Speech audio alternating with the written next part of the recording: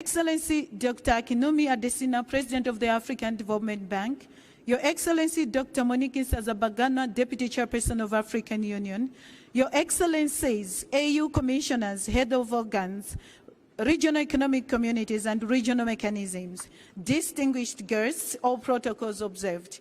I now invite His Excellency Chairperson of African Union to call the meeting to order. I thank you.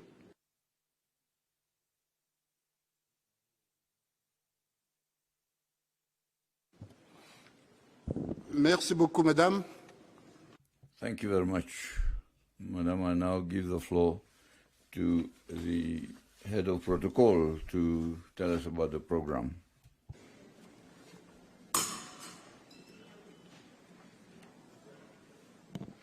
Excellencies, very good morning to you. May we all kindly rise for the anthem of African Union. This will be followed by the national anthem of the Republic of Kenya.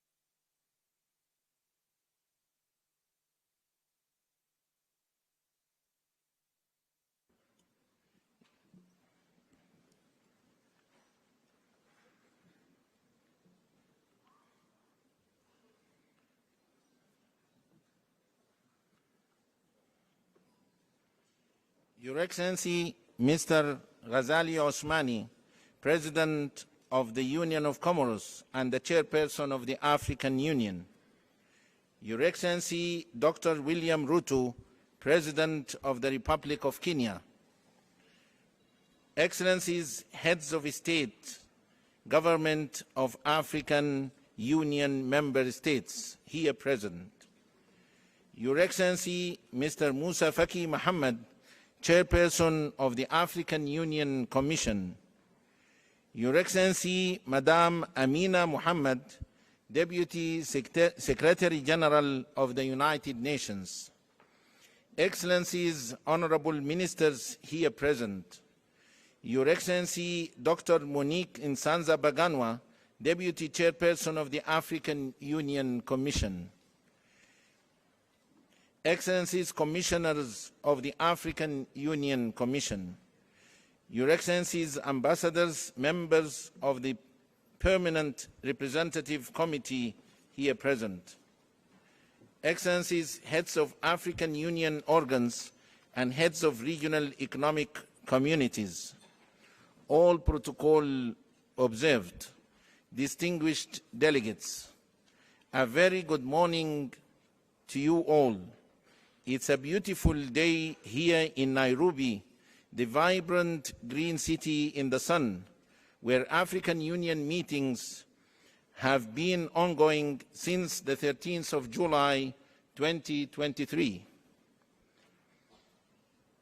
It is my utmost honor and pleasure to take you through the program of the opening ceremony of the 5th Mid-Year coordination meeting of the African Union, regional economic communities and regional mechanisms, which is being held today, the 16th of July, 2023, at the United Nations complex in the very beautiful Republic of Kenya.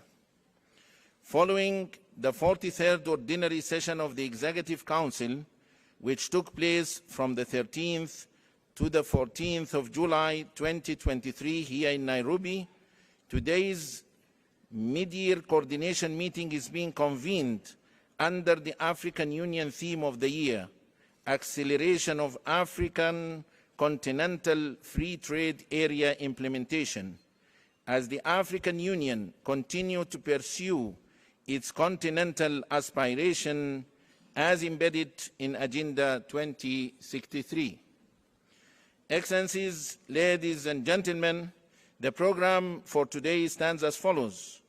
We will have a statement by His Excellency Mr. Musa Faki Mohammed, Chairperson of the African Union Commission, followed by a statement by Her Excellency Madame Amina Mohammed, Deputy Secretary General of the United Nations. We shall then have a statement by His Excellency Dr. William Ruto, President of the Republic of Kenya, following which we will have the opening statement by His Excellency Mr. Ghazali Osmani, President of the Union of Comoros and the Chairperson of the African Union. Immediately after the opening ceremony, we shall have the official family photo of the session. Excellencies, ladies and gentlemen, allow me to highlight, among others, this coordination meeting has the important task of fast-tracking the integration process in Africa and to consider the report on African Union institutional reform. It is also expected to report and matrix on the division of labor between the African Union, regional economic communities, and member states on different sectors. Excellencies, it is now time to begin our proceedings, and without any further ado, I wish to humbly request His Excellency Mr. Musa Faki Mohammed, Chairperson of the African Union Commission, to deliver his statement. Excellency, the floor is yours.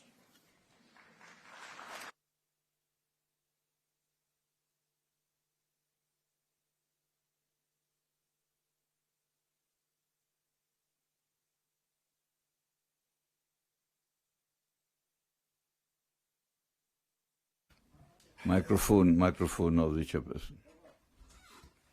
Union.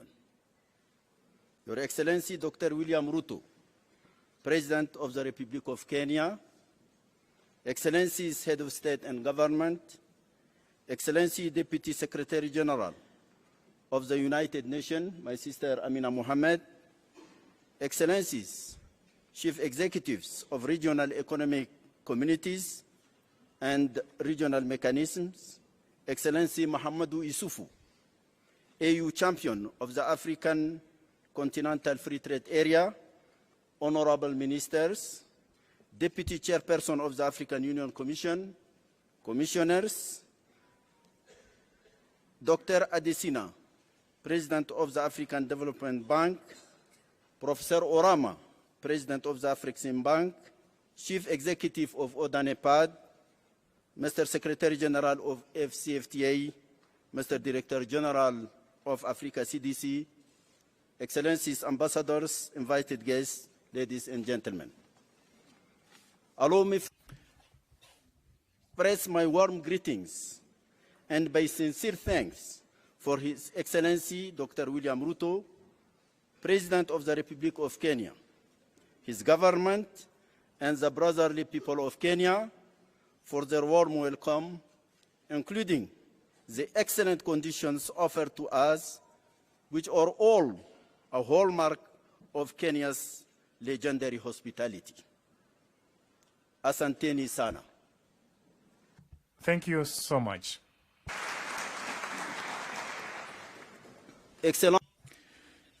Excellencies, ladies and gentlemen, launched in July 2019 in Niamey, Niger, the coordination meeting is convening its 5th ordinary session today, and it affords us the opportunity of assessing what we have done so far and to welcome the progress that we have made, and also to identify further the various, in a positive way, the obstacles that we need to remove from our path.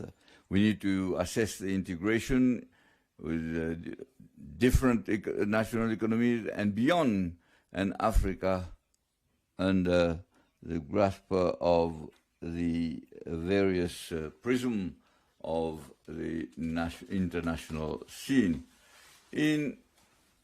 In fact, you will see on the agenda the different items that are to be considered. The national integration, the work to be done and done at the level of the regional economic communities, and despite the particularly unstable economic environment.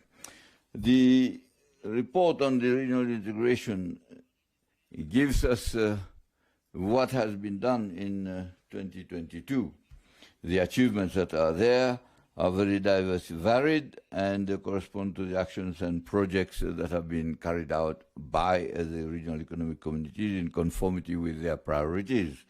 The presentation of the report will go into the details of the regional integration and supplemented by the contributions of the regional economic communities and other actors involved in the integration process. This process, as described in the report, in fact, has been supported by the speeding up of the implementation of the African continental free trade area. The liberation of trade, the various competition, the legal instruments, and also the flow of investment and the creation of wealth. There is no doubt that in the presentation of his report, the champion of the AFCFTA will be dealing with these issues, particularly e-commerce, the contribution of women and youth to trade, the trade facilitation projects and actions in general. Excellencies, ladies and gentlemen, such progress cannot hide the constraints, the structural constraints that have always impeded our march. I want to point out the difficulties of financing for the implementation of the infrastructure program at the continental level. The deterioration, microphone of the chairperson, microphone of the chairperson, microphone of the chairperson.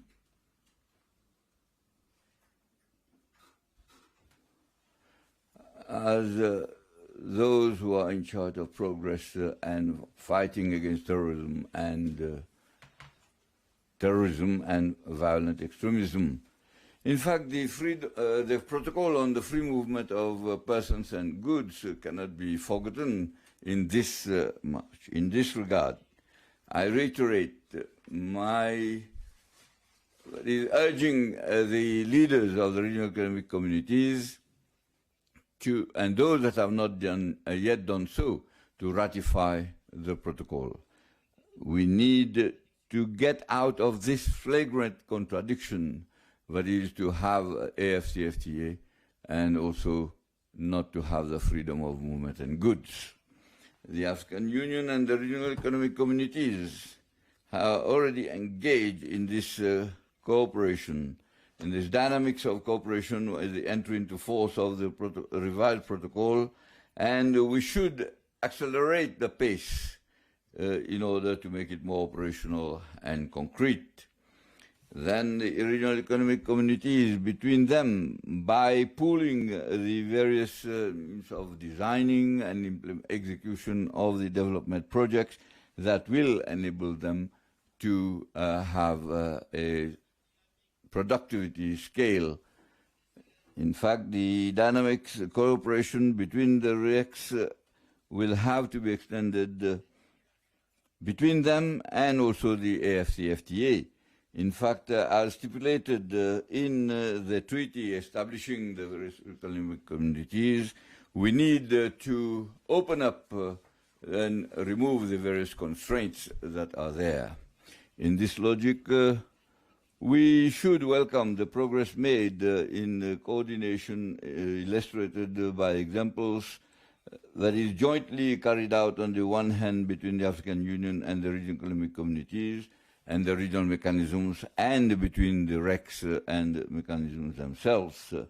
The first example is on the agreement of cessation of hostilities in Ethiopia under the auspices of the African Union and IGAD, and which has inspired the two organizations in the recent adoption of the roadmap on the Sudan. Indeed, the second concerned the initiative of inter-community, regional economic community cooperation between ECAS and ECOWAS in maritime security. The third one concerns the efforts for resolving the issues and problems in the Great Lakes region. In fact, a quadripartite summit that was convened in Luanda on 27 June between the East African Community, the International Conference on the Great Lakes region, the ECAS and SADC. The fourth one relates to the contribution of AUDA and EPAD to strengthening the infrastructure, the fight against climate change and food security. The fourth one is embedded in the platform of exchange of information in real time between the RECs and the regional mechanisms, the member states and the Commission of African Union, as prepared for within the framework of conflict prevention and management. In fact, to institutionalize this coordination and to give it a more formal the division of labor between the African Union, the regional economic communities, the mechanisms, the member states, indeed, is on your agenda and is being finalized. In fact, a retreat that was held last month between the PRC and the Commission was held in Kigali, and then we are waiting for the final report in order to enrich the final report that will be presented and then be considered by the regional economic community.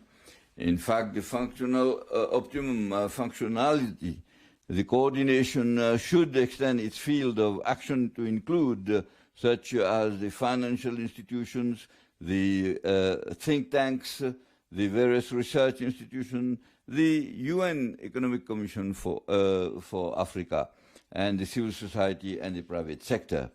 In fact, the integration that we are talking about should and be built only by taking into account the geopolitical situations and the economic situations as they are happening in the world, because Africa is suffering the consequences of world governance and the effect of the financial crisis which is felt by Africa. In fact, Africa should come up with its own African common position dealing with trade, migration, development financing, and the conflict resolution. Talking of climate change, we have seen the consequences, and President William Ruto, in his capacity as the chairman of the Conference of the Committee of African Heads of State on climate change, in fact, has been fine-tuning the presentation and defending the interests of Africa. Peace and security in Africa and in the world, in fact, is a major source of concern for us. We have, in particular, strengthened the leadership that is for the Libyan issue under the leadership of President Sassou Nguesso of the Republic of the Congo, try to convene a national reconciliation conference in order to bring the Libyans together. And I want to recognize the presence of His Excellency Mohammed El-Menfi, who is here in our midst. The Sudanese crisis, which is a very serious thing, in fact, should mobilize our efforts. With IGAD and others, we need to mobilize humanitarian aid and bring the Sudanese themselves in an inclusive dialogue in order to come up with a civilian government that will be able to implement an emergency economic, humanitarian and security program, and as soon as possible. The meeting of the neighboring countries in Cairo, held 3 days ago at the initiative of His Excellency President Al-Fattah al-Sisi, in which I participated, in fact has strengthened and enhanced the mobilization of Africa in solidarity. In fact, it is crucial, and we give special attention to the coherence and also the efforts that we are making together with the international community in order to ensure the an orderly African leadership on this African problem, which is very sensitive. Obviously, the situation in the Sahel, particularly with the G5 countries, continue to be of concern. Several countries in this area, in this region, and the various attempts that have been made for a transition, in fact, to have democratic elections. The African Union and the appropriate regional organizations are trying to help these in order to restore constitutional order in accordance with the principles and the aspirations of the peoples concerned. In the Horn of Africa, in Somalia, despite the remarkable efforts by the leadership of President Hassan Sheikh Mohammed, with the support of ATMIS, the situation still remains fragile. Excellencies, ladies and gentlemen, the problem of development financing of Africa, in fact, is at the top of our agenda. I have the pleasure to appreciate the initiatives taken by the African Development Bank under the leadership of our brother, Dr. Desina, and the impetus he has given to financing of integration and regional integration. Indeed, we need to assert here that is Africa to assert its ambition of development on this issue. In fact, we need to ensure that there is a reform of the international financing institutions. In fact, through the progress that has been made with the opening of the G20 to the African Union, the reluctance of including a continent in political and international political and financial governance, we still have a long way to go. Such resistance will concretize our resolve to pursue our fight for more justice for our continent.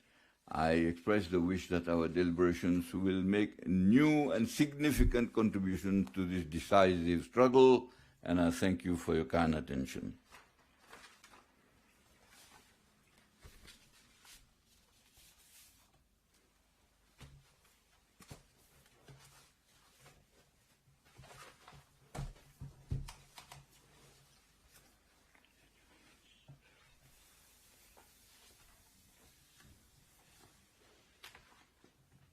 The important role of the United Nations as the key contributor to an empowered and transformed Africa, in line with the Sustainable Development Goals and Agenda of 2063, I now have the pleasure to invite Her Excellency Madame Amina Mohammed, Deputy Secretary General of the United Nations, to deliver her statement. Your Excellency.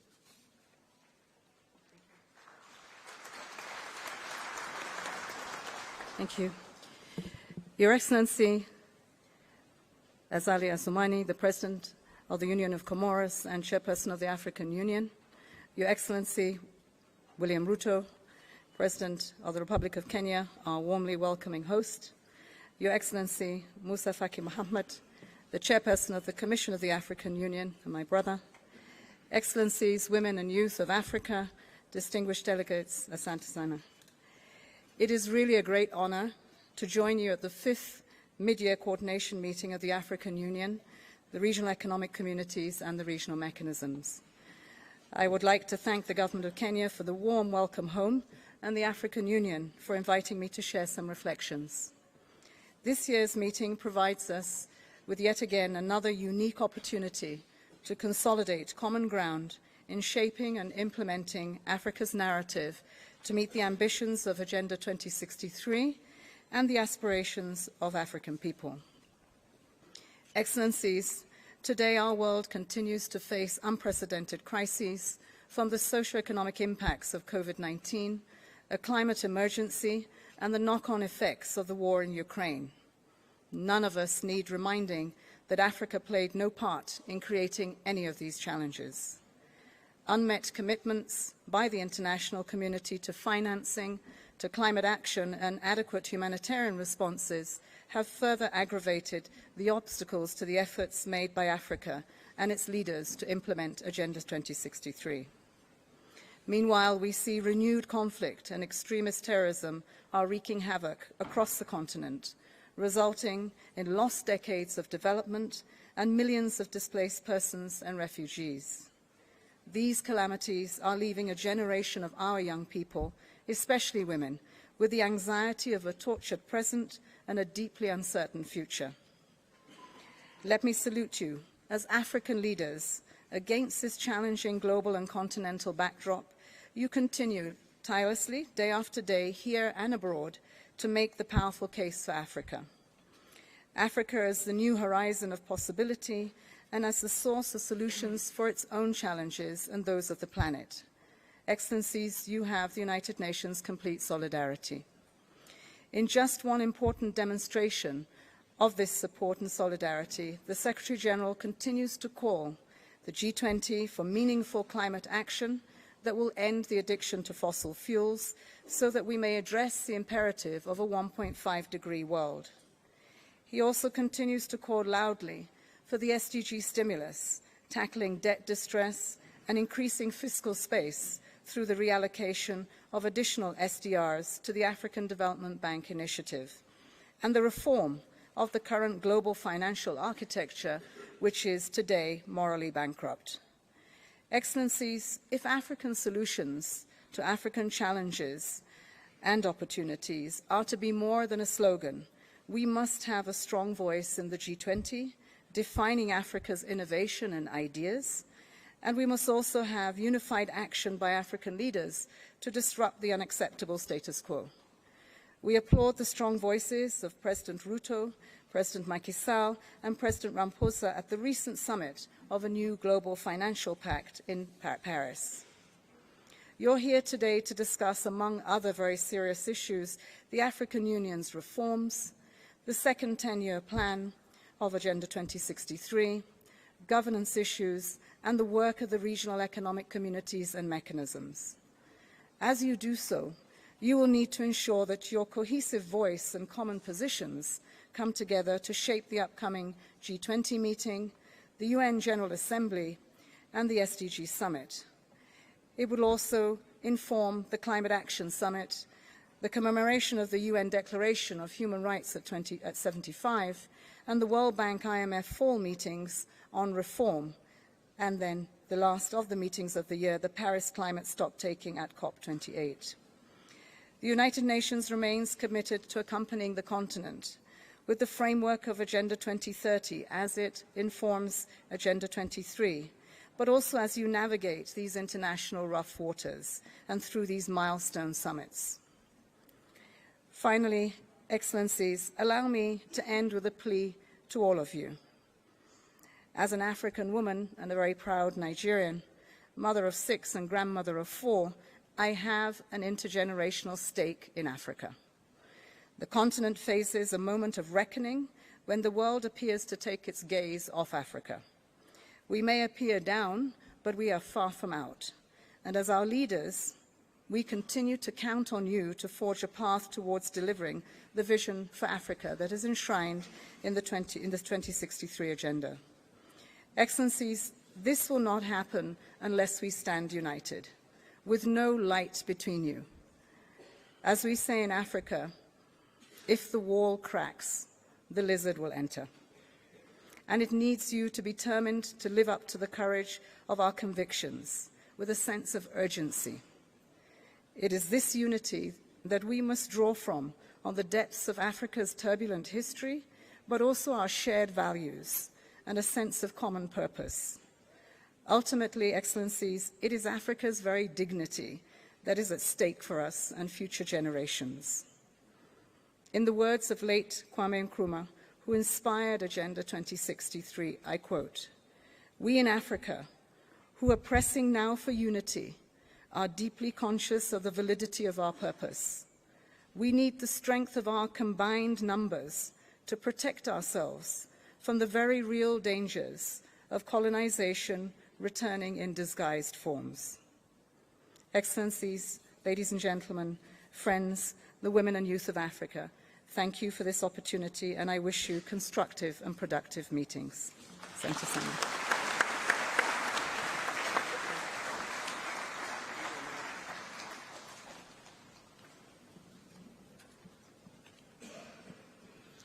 Thank you, Your Excellency, Madam Deputy Secretary General. Excellencies, I now have the great honor to invite His Excellency Dr. William Ruto, President of the Republic of Kenya, to deliver his statement. Your Excellency.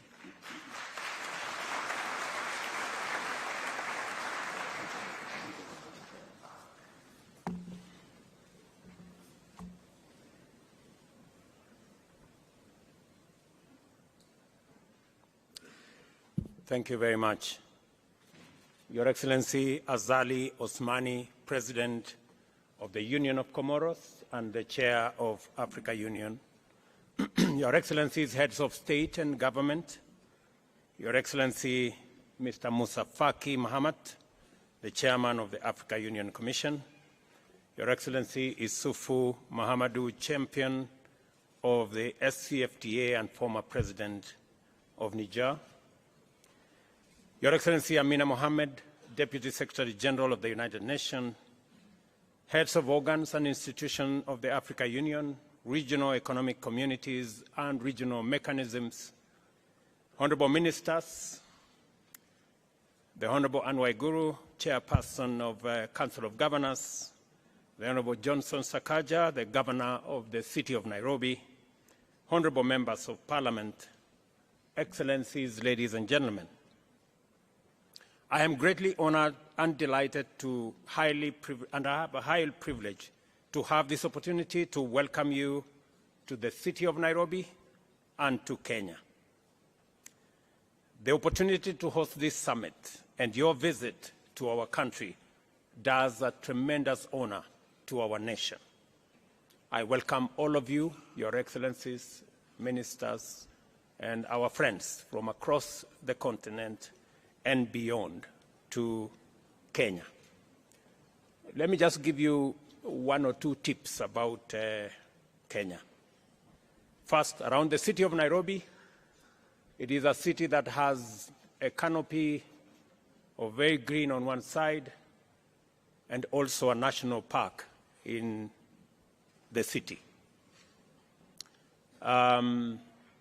In the national park, which is maybe 10, 15 minutes from your hotel room, we have wildlife, lions and all manner of wildlife. We have tried to fence, but sometimes, as you know, wild animals, they break away from the fence. So if you take time to walk around the city of Nairobi and you meet a lion, please be careful, because they are wild. We try to keep them inside. Secondly, let me also welcome you to Nairobi, to Kenya, and to give you some information that scientists, and I am one of them, have proven that the earliest remains of man are in Kenya. And therefore, for those of you who know the history of humankind, this is where humanity began. And so while you are here and you feel at home, it is because you truly are at home. So, and I want to give you my commitment that as the people of Kenya, we are having a national conversation as to whether we should have any visa for anybody coming home. So next time, next time you come to Nairobi, you might not need a visa. Excellencies, it is difficult to overstate the fundamental importance of this summit and the momentous consequence of the transformative business we have assembled here to transact. You will recall that as a continental political community, we resolved unanimously to pursue the integration agenda with greater vigor and focus. This commitment was underscored by the decision to formulate a suitable framework to effectively coordinate the diverse efforts undertaken through our 8 regional economic communities and various mechanisms that is part of the ecosystem of the AU. It is evident from the variety of activity, enhanced efficacy and viability of AU's agenda and the undeniable increase of the AU Commission's administrative capacity and overall vigor of the regional and Pan-African integration efforts that the AU's commitment was earnest, accompanied by demonstrable political will and a focused and effective implementation strategy.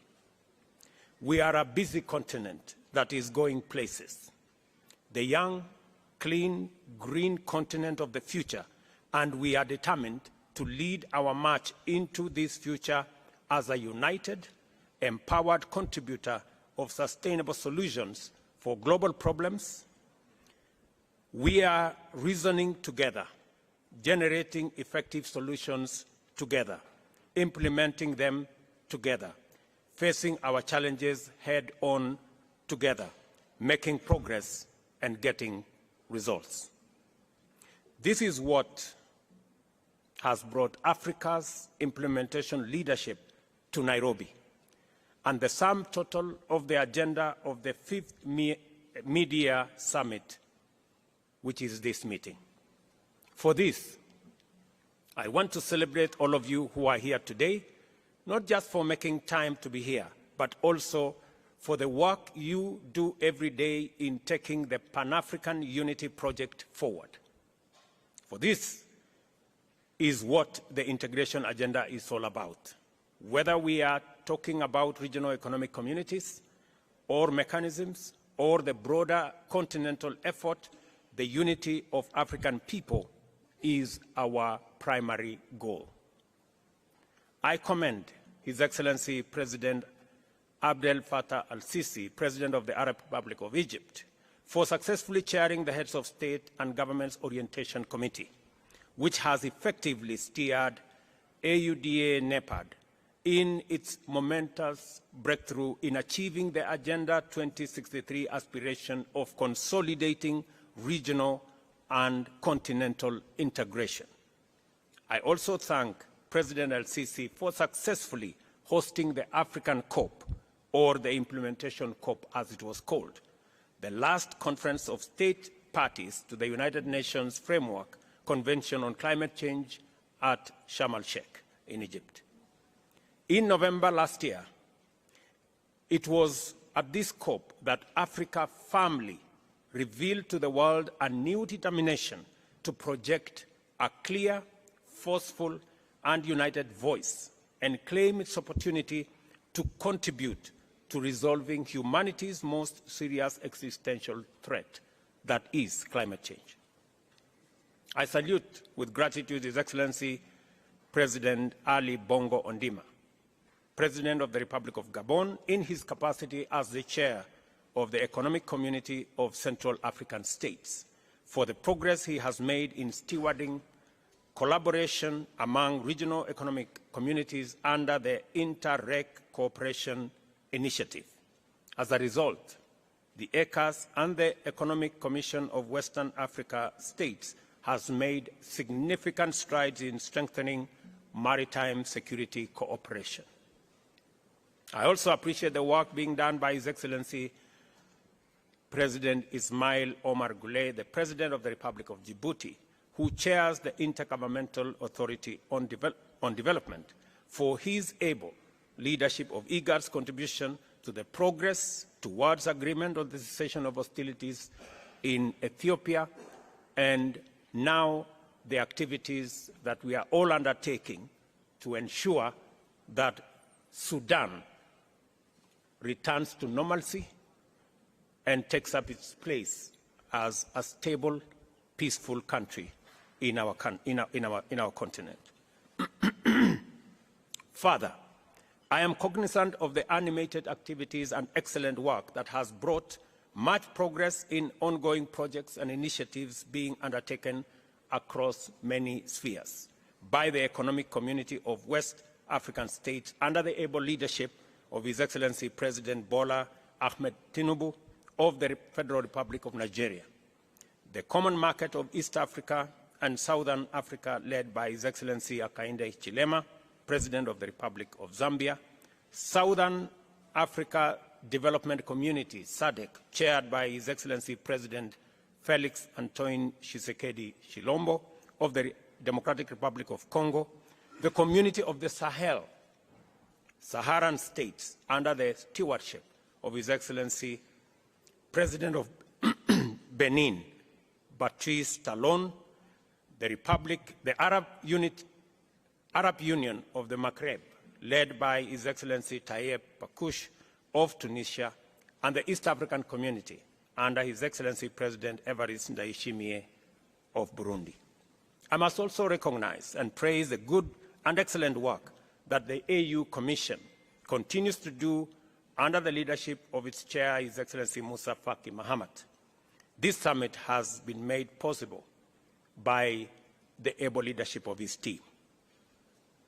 These AU-REC success stories establish without any doubt that a lot of great work is being done all over our continent, and that in our time, African leadership is signaling urgency, focus, consistency, and determination to sustainably manage and solve prevailing challenges and develop robust instruments to anticipate and preempt future crises. With such commitment, we now have confidence to pursue sustainable development and shared prosperity, and expect that Agenda 2063 is now firmly on course. The most compelling signal that African integration is unstoppable and that it will open doors for unprecedented socio-economic transformation is the progress we have made in implementing the Africa Continental Free Trade Area. We must all be proud of this magnificent project, an historic achievement by and for ourselves, whose positive effects will reverberate throughout the world for a long time to come. I am not exaggerating. Let us consider the bare facts of the matter. This single mechanism has inaugurated the world's largest free trade area. Under it, 54 countries have agreed to create a single market with a population of 1.4 billion people and a GDP of US dollars 3.4 trillion. The free trade area is projected to lift 30 million people out of extreme poverty and boost incomes by 7%, or US dollars 450 billion by 2035.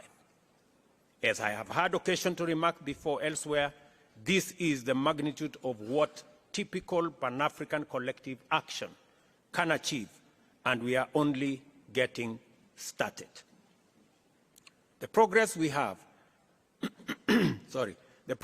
made by collaborating with unprecedented firmness of purpose in different domains, including peace and security, regional integration, investment, trade and development, and climate change, is of tremendous and positive transformative significance for us collectively. Agenda 2063 is our blueprint to deliver the Pan-African vision of an integrated, prosperous and peaceful Africa driven by its own citizens, representing a dynamic force in the international arena. Therefore, it is more critical now than ever before that we marshal our collective consciousness, willpower, solidarity and unity to fulfill our fundamental generational mandate of introducing Africa as a new global power, ready and able to provide leadership towards a new industrial age that shall simultaneously usher in an era of inclusive development, shared prosperity, and effective climate action. We must therefore capitalize on the institutional reform momentum at the African Union to pursue the complete development of effective capacity to deliver Pan-African transformation.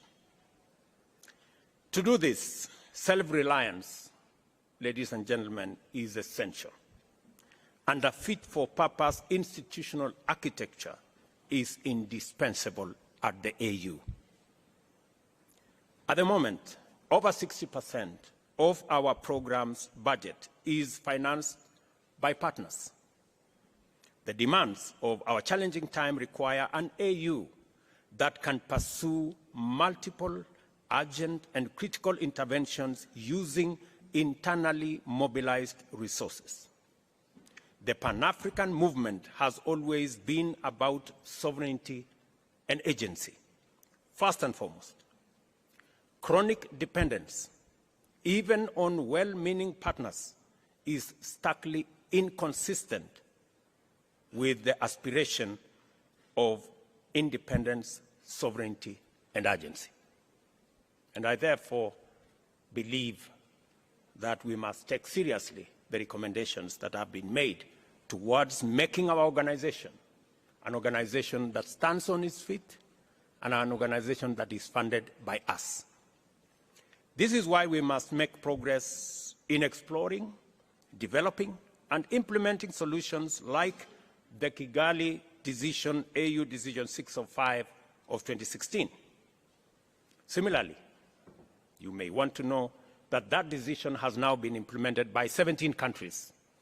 We need to persuade all our other brothers and sisters in the other countries to come on board so that we can do the responsible thing and fund our own organization. Similarly, it is time to free up the African Union from structural and organizational constraints, including duplication and other inefficiencies, thereby facilitating it to be effective on a greater scale. As a starting point, defining the roles and functions of different organs and instruments more clearly is unavoidable. The coordination, administrative, and implementation mandate of the Commission, the legislative and oversight function of a strong Pan-African Parliament, and the political leadership, ownership, and broad policy direction of the Council all need to be reflected more clearly through rational structural delineation. I hope, it's my prayer, colleagues, ladies and gentlemen, that we finally make the right decision and build an organization that is fit for purpose, that has the requisite finances, the needed voice, and the leadership that can project Africa's position much more clearly with a strong voice so that we can take our place in the community of nations. COP27 was a turning point of tremendous magnitude because it brought home to the peoples of Africa the imperative to reconfigure our model of engagement with global and multilateral frameworks in general, and the urgency of projecting a new place, role, and voice to define Africa's contribution to global development and climate action. As we reflect and deliberate upon President El-Sisi's account of his commendable use of COP27 to facilitate the emergence of a fresh Afrocentric perspective to climate change, it is vital that we resolve to do even better and go much further at the forthcoming COP28 by taking on board a more robust position and proposing a transformed and inclusive global approach to tackling the climate change crisis. This is why it is important for us to pay special attention to the Africa Climate Summit, the first ever in our continent under the AU, which will take place here in Nairobi between September 4th and 6th. The summit, coming after the Paris summit where greater clarity emerged, will be a critical opportunity for us to accelerate global energy transition and deliver African solutions to the COP28 in Dubai, the United Arab Emirates. When we return to Nairobi in September, therefore, our sole business will be to mobilize and converge around a common position and advocate for global alignment on a green growth agenda complemented by a transformative global climate finance compact.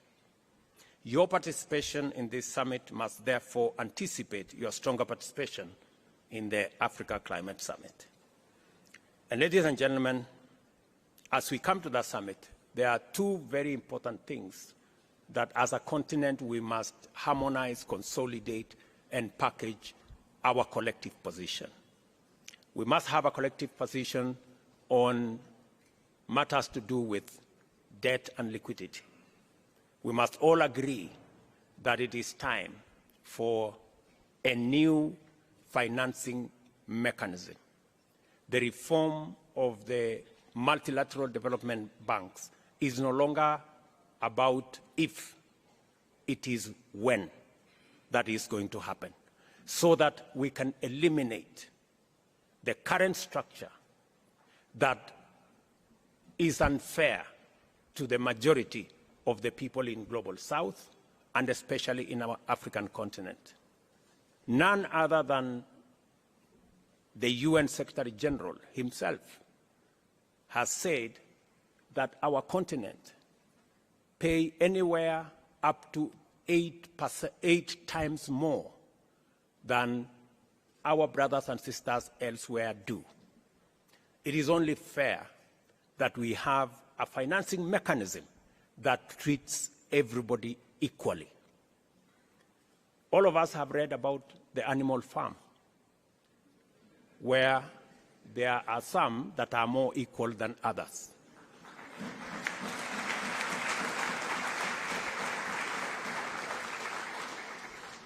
Our position is that we don't live in the animal farm, that we treat each other, and all of us are treated by a financial system equally. And all we are asking, we are not asking for one financial system that favors us. No. We are asking for a financial system that is fair for everybody.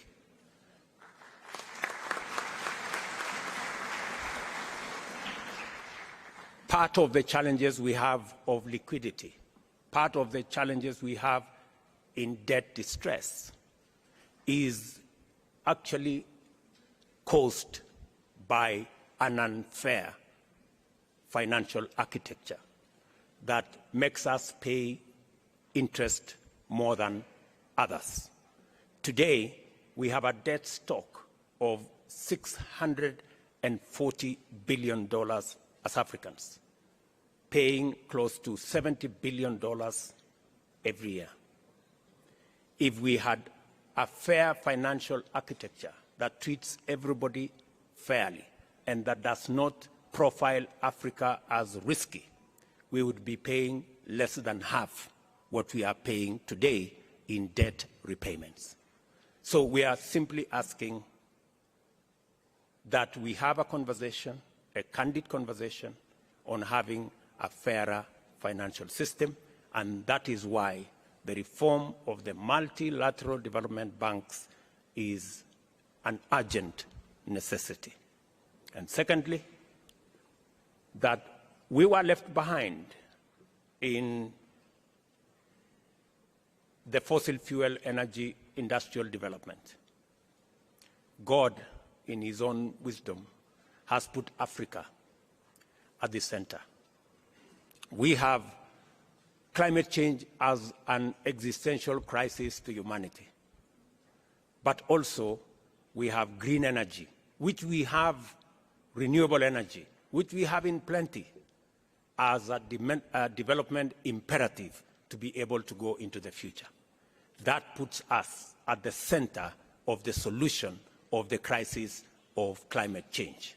And that is a conversation we want to come and have in Nairobi, because Africa, apart from having the greatest stock of renewable energy, we have other assets, minerals, that we have the largest reserves globally that can be used for green energy development.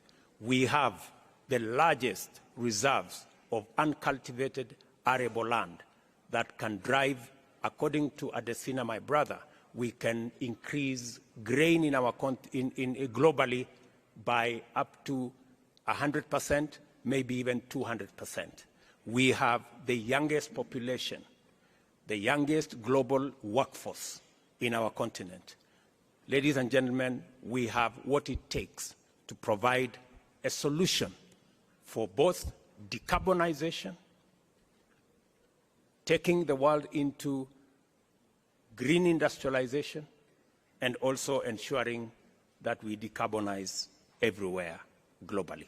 So those are the two things that we must focus our attention and be able to position our continent appropriately. And that's why I said earlier, we need a fit-for-purpose organization, and we need to fund the organization ourselves. You all know it is said, he who pays the piper calls the tune.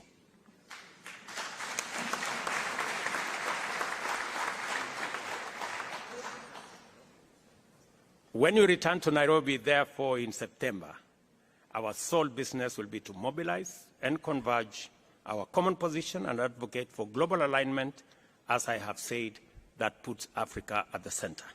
I take this opportunity to once more appreciate the indispensable contribution made by the AU Commission and the leadership of its chair to all arrangements and the tremendous logistical undertaking required to prepare a successful summit. It is because of this partnership with the Commission that we have made progress in laying ground for an event that will give our continent a platform from which to launch its agenda into the global discourse. I am confident that the summit will be successful in achieving all its objectives. I wish all of us wonderful deliberations as we receive the various reports. Enjoy your time in Kenya, and God bless you. Thank you very much.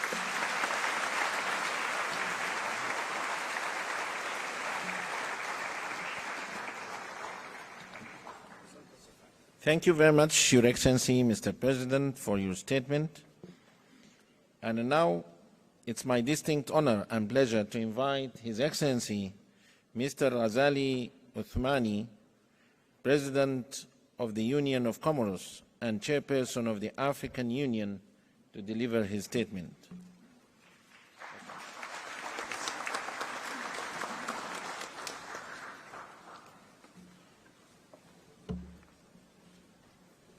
Monsieur William Ruto,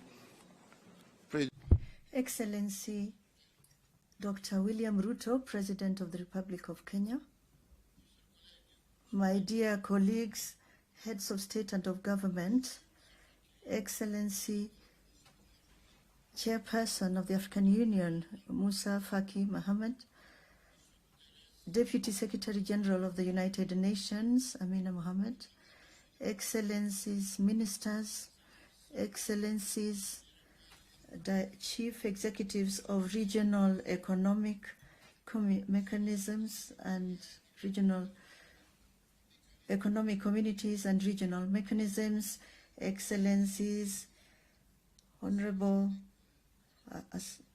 Assalamu alaikum.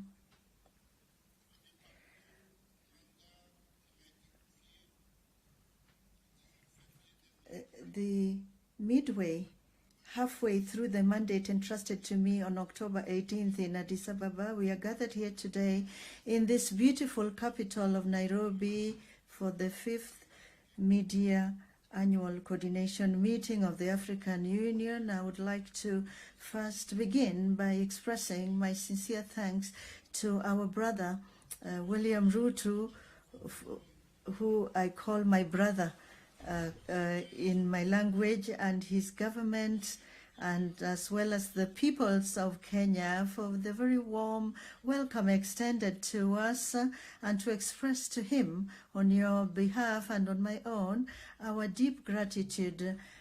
Asante sana Mheshimiwa Bwana Raisi, Your Excellency. Dear participants, ladies and gentlemen, at a time when the world is in the throes of technological change, Africa, our continent, is still prey to the scourges of division and bloody conflict. Conflicts that throw whole swaths of societies into destitution and desolation. In this context, therefore, I would like to express here our total solidarity with our sister countries, which are today going through these crisis situations, and at the same time renew our call to silencing the guns for a frank and sincere dialogue between the various protagonists. It is through the dialogue that we will succeed in transcending our differences and in removing the obstacles that stand in the way of our progress towards an Africa that's integrated, prosperous, and peaceful that we all so earnestly desire. Since our February summit in Addis Ababa, and deeply convinced that peace and security are the driving force behind our development strategies and programs, indeed, I have, in consultation with President Musa Faki, my brother, initiated contacts with the main players in the Sudan crisis with a view to finding a peaceful way and to support all initiative in order to arrive at a peaceful solution. This fratricidal conflict has not only led to the loss of many lives, but has also driven thousands of people into exile. It is with the same concern also that I have dispatched an emissary to Mali and to Burkina Faso to inquire about the state of progress of the transition process in these sister countries. I dare to hope that the holding of the constitutional referendum in Mali will be a first step towards a transparent, inclusive, and peaceful elections. Also, I visited Guinea-Conakry, where I conveyed the African Union's message of peaceful transition, culminating in a rapid return to constitutional order through open, free, and fair elections. The quadripartite meeting held on June 27th in Angola on the crisis in the east of DRC under the aegis of the African Union, and in which I took part, is part of this desire to contribute to resolving this conflict, which has already lasted more than 2 decades and is destabilizing the region and indeed the whole of Africa. We also undertook a peace mission to Kyiv and St. Petersburg, a report of which will be presented to you later today. In this globalized world, no country, however large or powerful, can claim to be immune to war or its consequences. And ladies and gentlemen, on the multilateral front, following the footsteps of my predecessor, my brother, President Macky Sall, I continued our advocacy at the G7 summit in Hiroshima, calling for Africa's place on the United Nations Security Council as a permanent member, as well as our membership of the G20. Nor did I fail to raise the question of debt and energy, 2 major issues that seriously handicap the development of our continent. throughout this journey. I have also been able to count on the invaluable collaboration of the chairman of the African Union Commission, our brother Musa Faki Mahamat, and his teams, as well as on the support of the members of the conference bureau. I'd like to DRC. I'd like to extend my great thanks to the DRC. I'd like to express my sincere thanks to them all. Dear colleagues, ladies and gentlemen, the acceleration of the Continental Africa Free Trade CFTA, our significant progress over the past 6 months have confirmed once again and our conviction that this continental common market is a great opportunity to achieve the Pan-African vision of an integrated, prosperous, and peaceful Africa. Currently, the achievements include, among others, the establishment of an adjustment fund through Afrexim Bank, already capitalized at $1 billion for the benefit of AFCFTA.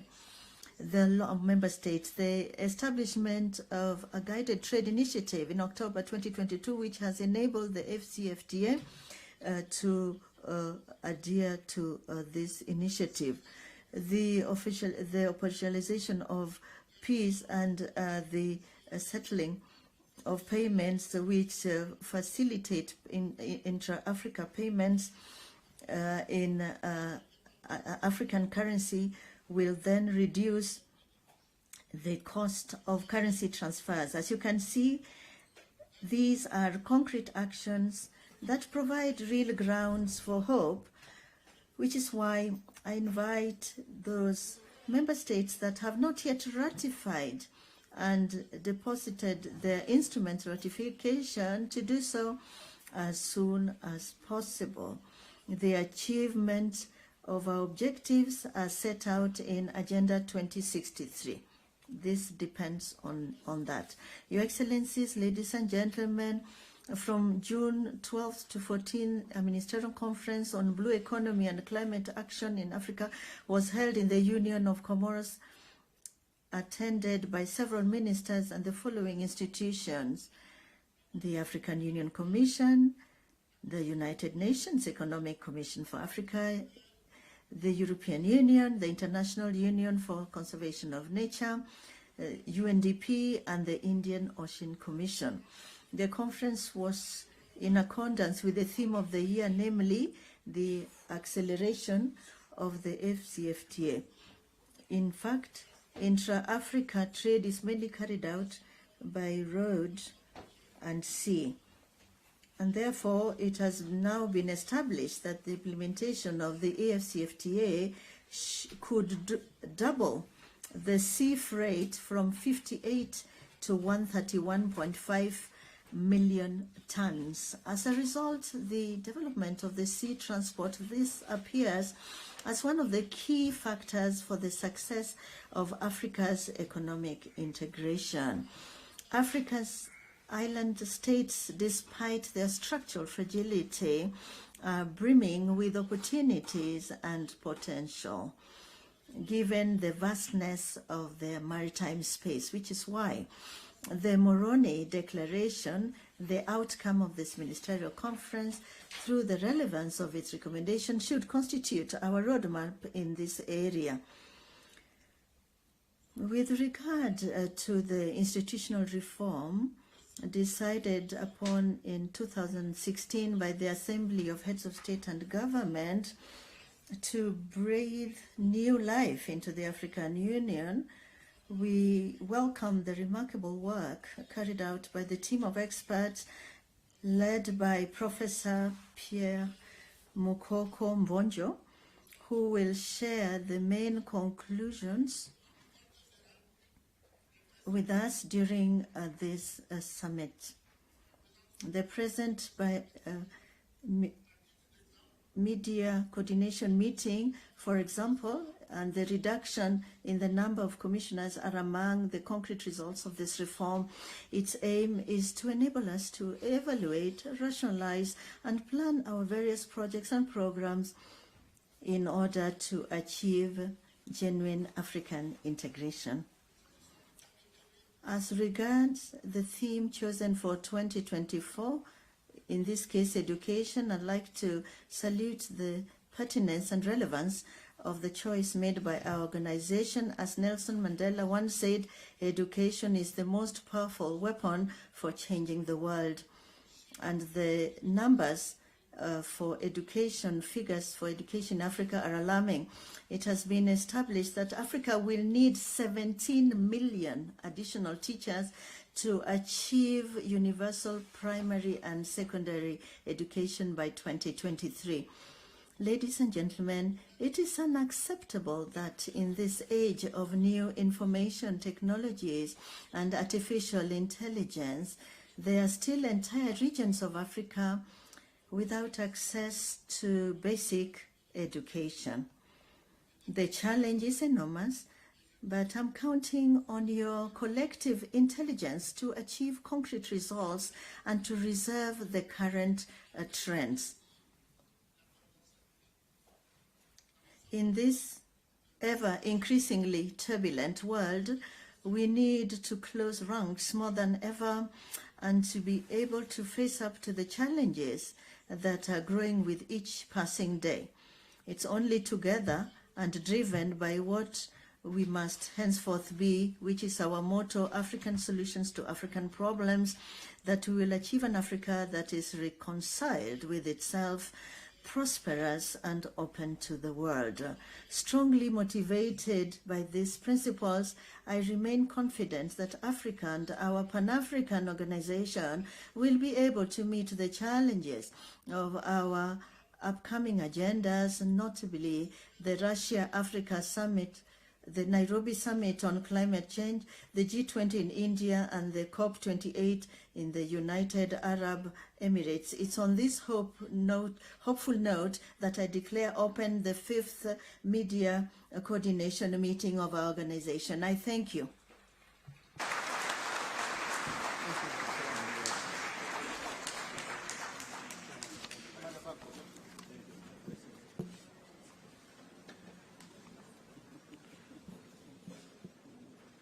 Excellencies, ladies and gentlemen, I wish now to invite all Excellencies, heads of states, heads of delegations, the Chairperson of the African Union Commission, the United Nations Deputy Secretary General, the Deputy Chairperson of the African Union Commission, the heads of regional economic communities and regional mechanisms for the official group family photo of this meeting.